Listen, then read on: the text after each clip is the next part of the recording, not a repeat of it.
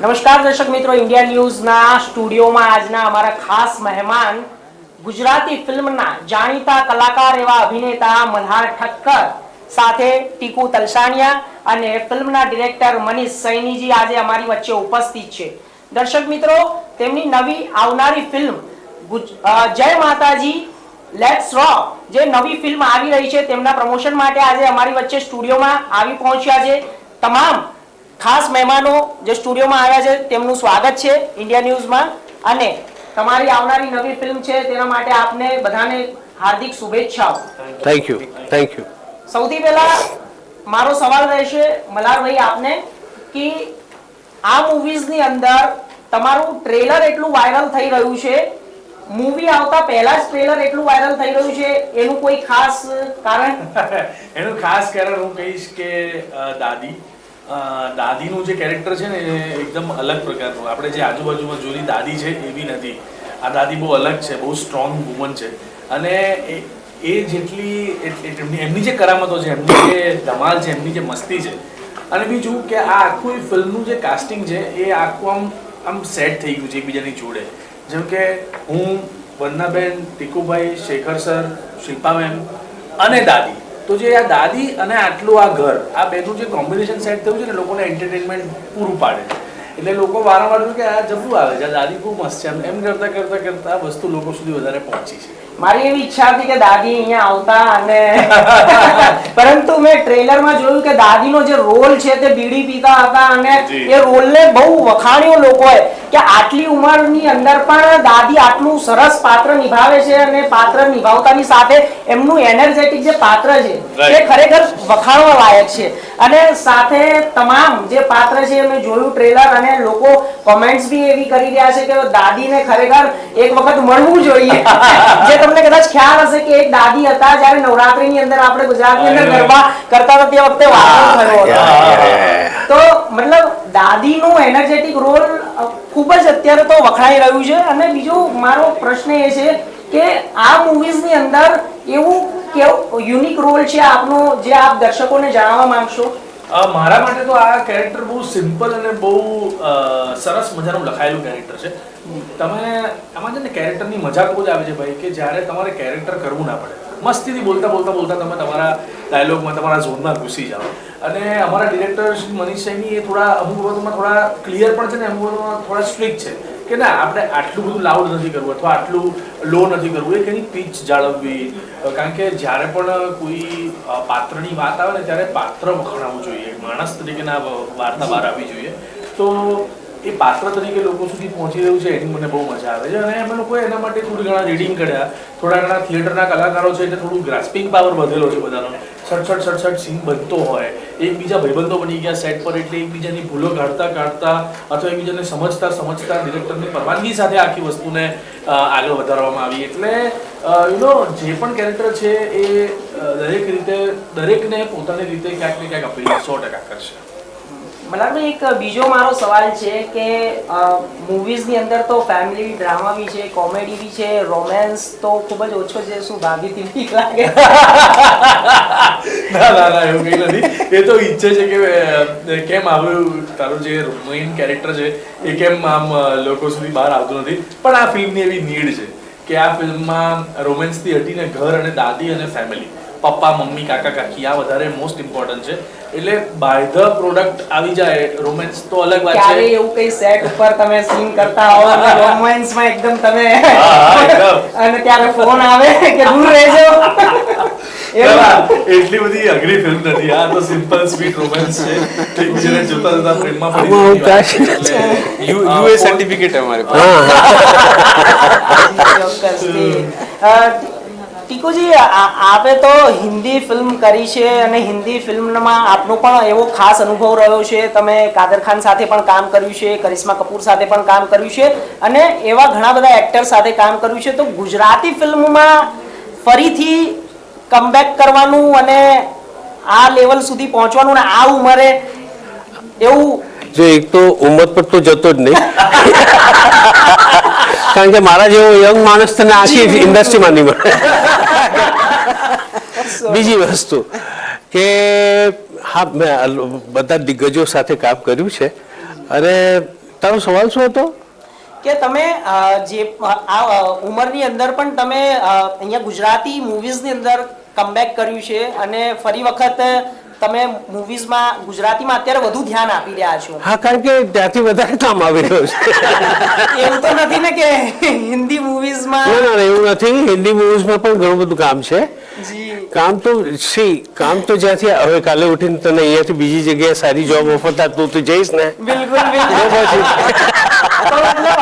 હવે એવું લાગી રહ્યું છે કે ગુજરાતી જે મૂવીઝ છે હવે પીક ઉપર, મતલબ આગળ તેને એક પ્લેટફોર્મ મળી રહ્યું છે અને બહુ સરસ ફિલ્મો બની રહી છે.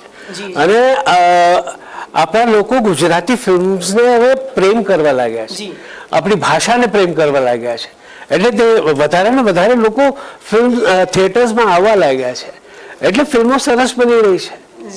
મારે તો એટલું કેવું છે કે જસ્ટ એટલે આપણે કોઈ ભાષાની કે કોઈ ફિલ્મને નીચે નથી પાડતા, પણ એક સાથે એક ગુજરાતી ફિલ્મ અને એક હિન્દી ફિલ્મ આવે, બંનેના કલેક્શનની વાત કરો તો ગુજરાતી ફિલ્મનું કલેક્શન 10% વધારે હોય છે ને એનો અમને બહુ આનંદ છે. કારણ કે અમે વર્લ્ડ વાઇડ રિલીઝ નથી કરી શકતા ફિલ્મ એક સાથે, અને અમારી પાસે ગુજરાત અને મુંબઈ એટલે મહારાષ્ટ્ર આ બે જ પહેલા વીકમાં અમારું આમ હોય છે કે ભાઈ અહીંયા ધ્યાન આપીએ.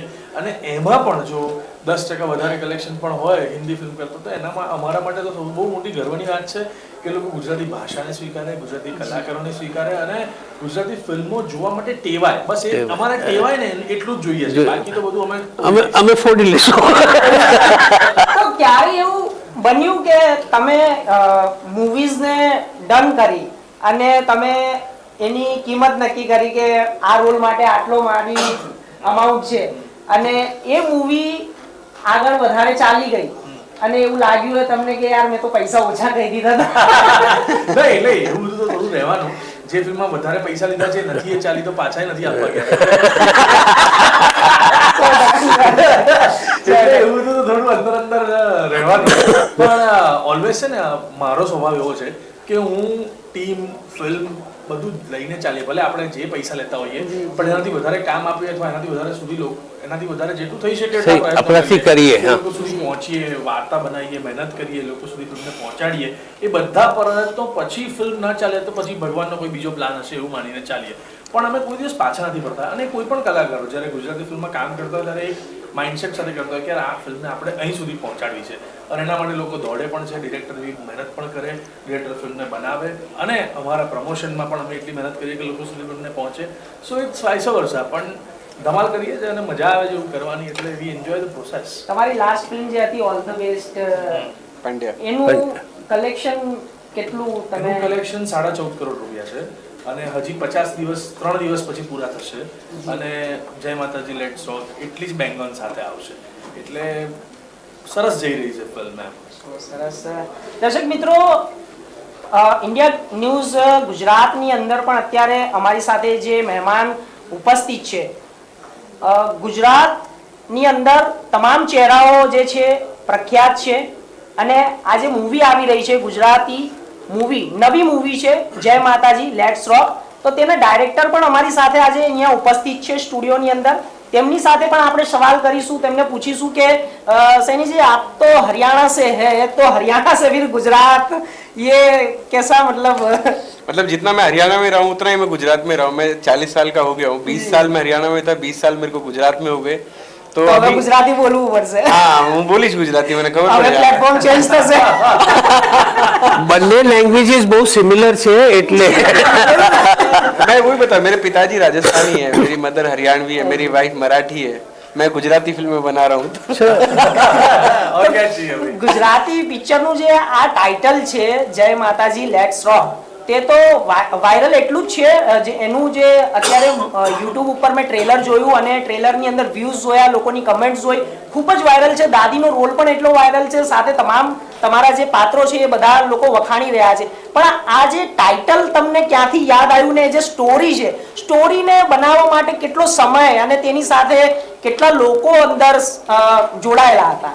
नहीं, कहानी मैंने लिखी थी और कहानी ये काफ़ी पहले मैंने लिख ली थी और बार बार ये रिफाइन हो रही थी. ये स्टोरी ने स्क्रिप्ट बार बार रिफाइन हो रही थी. इसका नाम जय माता जी लेट्स रॉक इसलिए था, देखिए मैं आपको एक बार फिर से बताता हूँ, फिल्म ऐसी है जिसमें जितने भी किरदार है ना वो सब बराबर है। मल्हार भाई ने फिल्म एक्सेप्ट की ना, ये मैं बहुत ग्रेटफुल हूँ उनके लिए, क्योंकि उनके लिए क्या था कि उनको एक फैमिली बनना था इस फिल्म में और इस फिल्म को सपोर्ट करना था। तो इस फिल्म में एक छोटा सा कैरेक्टर दादी का जो आती है 80 साल की उम्र में, एक पावर का उसको एहसास होता है कि यार ये पावर मेरे पास आ गई, और फिर वो कैसे पूरी फैमिली से बदला लेती है।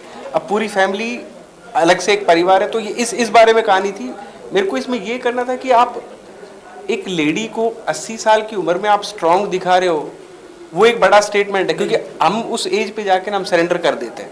तो उस एज पे जाके किसी को पावर का एहसास हो, तो मेरे को लगा चलो जय माता जी लेट्स रॉक, इसलिए कि हिमेश रेशमिया जी की लाइन है पर वो लेट्स रॉक इसलिए था कि ठीक है नाउ शी इज रॉकिंग। ये कोई दूसरी रोने धोने वाली फिल्म नहीं है, दूसरी कोई ऐसी फिल्म नहीं है जिसमें सब रोने धोने की इन सब की बातें कर रहे हैं। तो लेट्स रॉक इसलिए था कि चलो ये मस्ती वाली फिल्म है, इसमें मजा है, इट्स अबाउट दैट सेलिब्रेशन। દીકુજી એવું કોઈ સેટ દરમિયાન તમે જ્યાં શૂટિંગ કરતા હશો એ વખતે કોઈ એવો બનાવ બન્યો હોય કે જેને ખૂબ જ યાદગાર પલ રહી જાય? એ તો ઘણી બધી યાદગાર પળો છે. દાદી જ મોટી, સૌથી મોટી એમની સાથેની બધી જે વિતાવેલી પળો છે એ યાદગાર છે. હવે તો નામ એમનું એ જ પડી ગયું, જય માતાજી લેટ્સ રોક. હવે એમને મળીએ ત્યારે દર વખતે હું તો એ જ વિચારતો હતો, જય માતાજી લેટ્સ રોક અહીંયા આવે તો મને વધારે આનંદ, બધાની સાથે એ આમના લીધે દાદીને મળવું છે. हाँ वो अलग प्रोसेस है. તમારે એપ્લિકેશન આપવી પડશે. તો દાદી જે બીડી પીવે છે તો એ બીડી ખરેખર બીડી Yes, અસલી yes, actually video. અને દારૂ की સાથે દારૂ તો અમે લોકો શૂટ કરીએ ગુજરાતમાં અલાઉડ નથી. એટલે બીડીનો માહોલ તો એમાં દાદી માટે જરૂરી હતો કારણ કે એ સીન બનાવવાનો હતો और उनको मजा आया वो शॉट देने में भी. હા, she enjoyed a lot. અને બીડી પૂરી કરી એમને ના જબ તક મુझे આ શૂટ જેટલી વખત થયું હશે તો એમાં રીટેક આયા હશે તો દરેક વખતે નવી બીડી એવું नहीं वो शॉट एक टेक में कर दिया था उन्होंने. Cut okay. अच्छा लगा उनको she shot. was enjoying the video. બધા શોટ છે ફિલ્મમાં જે વન શોટ ઓકે થયા છે અને એમાં દાદી પણ આવી ગયા, સર પણ આવી ગયા, મલ્હાર પણ આવી ગયા. ઘણા બધા એવા શોટ છે જે વન શોટ ઓકે બહુ મજા કરી અમે આ ફિલ્મમાં. We had a fantastic time and thanks to him. બધા ભેગા થયા. Became like a family on family યા. બીજું એવું કે ગુજરાતી ફિલ્મ અને હિન્દી ફિલ્મ, તો આ બે ફિલ્મની વચ્ચે કેટલો અંતર તમને દેખાઈ રહ્યો છે કે સૌથી વધારે કે જ્યારે આપણે હિન્દી ફિલ્મ માટે સ્ટ્રગલ કરવું પડે કે ગુજરાતી પિક્ચર માટે સ્ટ્રગલ કરવું પડે કે સેન્સર બોર્ડ ઉપર પાસ કરાવવા માટે કે કેટલાક કટ્સ ને આ તે બધું અપ્રુવલ્સ માટે? આમ તો બહુ એવું છે નહીં. હિન્દી ફિલ્મ હમણાં કેવું છે, ઓડિયન્સ થોડી ડ્રાઈવ થઈ છે અલગ રીતે. ઓડિયન્સ સ્વીકારે છે કે શું એમને જોવું છે, એટલે હમણાં એમનું ફોકસ કદાચ રિજનલ મૂવીઝ પર વધારે છે રાધર દેન હિન્દી. તો પણ હિન્દી એનો ટાઈમ આવે ત્યારે હિન્દી એનું પ્રૂવ કરી જ નાખે છે. જેમ કે આપણે છાવા જુઓ કે સ્ત્રી જુઓ કે એનિમલ જુઓ કે બધી ફિલ્મો એની રીતે પ્રૂવ કરી જ જાય છે. એની સામે તમે બીજી ફિલ્મોની વાત કરો તો ફક્ત મહિલાઓ માટે હોય કે શુભ યાત્રા હોય કે ઓલવેઝ પંડ્યા હોય, એમની રીતે પ્રૂવ કરી નાખે છે. સો યુ નો ઓડિયન્સ થોડી એની જાતે ડ્રાઈવ કરે છે જાતે કે અમારે આ નથી જોવું, આ જોવું. તો એટલે જે બનાવવાળા છે મેકર અને એક્ટર તો એ સ્વીકારવાનું રહ્યું જે ઓડિયન્સ કરે છે. તો અને બીજું સેન્સર એનો અલગ વિષય છે કારણ કે એમાં ગમે ત્યારે આપણને એમ થાય કે આ કેમ કટ કર્યું, ના આ ઓકે હતું, આ થઈ ગયું છે, આ કટિંગ. એટલે ઇટ્સ અ પ્રોસેસ. જે પણ ફિલ્મ મેકર બનાવે પણ ધ્યાનમાં રાખીને ફિલ્મ નહીં બનાવે કે દાદીને સિગરેટના કારણે જો આપણને યુએસ સર્ટિફિકેટ મળતું હોય તો વી ટુ એક્સેપ્ટ કે શું વાંધો હોય, હવે એક શોટ માટે ક્યાં આપણે કઈ એ થઈ જવાનું છે. સો ઇટ હેપન્સ એમ. અને ઘણી એવી ફિલ્મો પણ છે કે જેને સેન્સર એ સર્ટિફિકેટ આપે છે, એમને જોઈને એમ થાય કે આ છે એવી વાંધો નહીં, પણ સાવ એ સર્ટિફિકેટને એટલીસ્ટ જોઈએ તો કરવા જેવું હતું ને. સો હવે એ તો એમનો કોલ છે યાર. પણ કલાકાર તરીકે અને મેકર તરીકે અમને એટલું જ છે કે અમારી ફિલ્મ રાઈટ અપ્રોચ સાથે થિયેટરમાં આવે અને રાઈટ અપ્રોચ સાથે લોકો એને સ્વીકારે. જે અમે જો ઈચ્છીએ છીએ એ લોકો જોવે. બીજું વધારે કોઈ મેકર તરીકે we don't think about it. और गुजराती है तो मैं ये बोलूँगा कि जैसे एक रीजनल ऑडियंस के लिए हम फिल्म बना रहे हैं तो इसका अच्छे बुरे से कुछ लेना देना नहीं है. जैसे हिंदी बन रही है तो इसका मतलब ये नहीं कि बड़ी है अच्छी फिल्म है, मलयालम या मराठी या गुजराती बन रही है तो इसका मतलब ये नहीं कि छोटी है और ऐसी फिल्में. हमने टारगेट किया कि एक गुजराती ऑडियंस के लिए, जैसे गुजराती खाना है मान लीजिए खमन है, ढोकला है, जो भी आप खाते हो, तो वो उस पर्टिकुलर ऑडियंस के लिए है, वो लोग एंजॉय करते हैं उस चीज को, तो ये फ्लेवर वाली चीज है, ये उनके लिए, तो इट्स अबाउट दैट। तो ऐसा हम कभी नहीं सोच, जैसे मैं कभी ऐसा नहीं सोचता कि यार, मैं सोचता हूँ ये कहानी कितने लोगों के लिए कही जाने वाली कहानी है, तो उन लोगों के लिए अच्छे से बनाए, उसमें टेक्निकली कुछ प्रॉब्लम ना हो, उसमें एग्जीक्यूशन वाइज कोई प्रॉब्लम ना हो, उसको देख के लोगों को मजा आए, फिर वो चाहे मलयालम में भी लोग देखे और वो गुजराती फिल्म चाहे यूके में बैठ के कोई देख रहा हो तो उसको लगे कि यार ये तो ऑथेंटिक है, उधर की कहानी है, लोकल इज मोर ग्लोबल। તો આજે ગુજરાતી ફિલ્મ તમારી જે 9 મે રિલીઝ થઈ રહી છે, જય માતાજી લેટ્સ રોક, તો આ કેટલી ભાષાઓની અંદર બની છે, એવું કોઈ? એક જ ભાષામાં છે। અચ્છા, એક જ હા, ગુજરાતીમાં છે। ગુજરાતીમાં છે। પછી કોઈ અધર ભાષામાં તમારે બનાવવાનો એવું કોઈ વિચાર? वो देखते हैं। वो तो आप बात तो अच्छी बोल रहे हो। કલેક્શન વિશે શું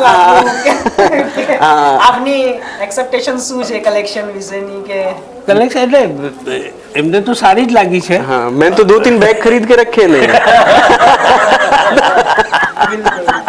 તો દર્શક મિત્રો, 9 મે આવનારી નવી ફિલ્મ ગુજરાતી જય માતાજી લેટ્સ રોક તમે જરૂરથી સિનેમાઘરોમાં જોવા જજો। તમામ સ્ટાર કાસ્ટ આજે અમારી સાથે જોડાયા હતા इंडिया न्यूज़ दिल्ली स्थित સ્ટુડિયોની અંદર। તમામ મહેમાનોનું ફરી એક વખત હાર્દિક સ્વાગત અને અભિનંદન છે, તેમની ફિલ્મો માટે શુભેચ્છાઓ। Thank you, thank you, thank you, Thank you so much. Thank you.